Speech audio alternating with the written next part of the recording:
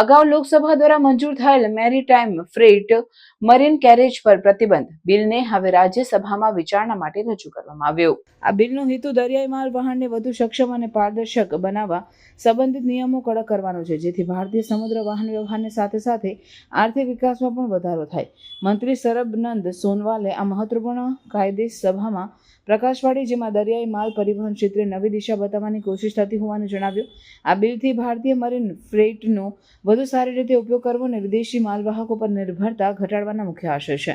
તેમજ આયાત નિકાસ અને આંતરરાષ્ટ્રીય વેપારમાં દરિયાઈ માર્ગોની ભૂમિકા વધુ અસરકારક બનાવવા નીતિઓ પ્રેરણા આપ્યું છે. આ પ્રયાસથી દરિયાઈ વેપાર માટેના નિયમો અનુકૂળ બનવા ઉપરાંત પર્યાવરણની રક્ષા તેમજ સુરક્ષા માપદંડોનું પણ કડક પાલન શક્ય બનશે. આ સાથે મંત્રી ડોક્ટર સોનવાલે જણાવ્યું કે મરીન ફ્રેટ બિલ દેશના દરિયાઈ ઉદ્યોગને આધુનિક બનાવવાનો પ્રયત્ન કરે છે.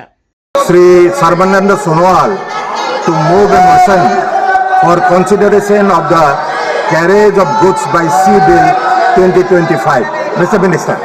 Sir, I rise to move that the carriage of goods by sea bill 2025 to provide for the responsibilities, liabilities, rights and immunities attached to carriers with respect to the carriers of goods by sea and for matter connected therewith and related thereto as passed by Lok Sabha be taken into consideration.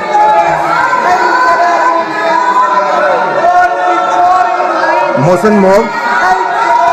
I now call upon members whose names have been received for participation in the discussion.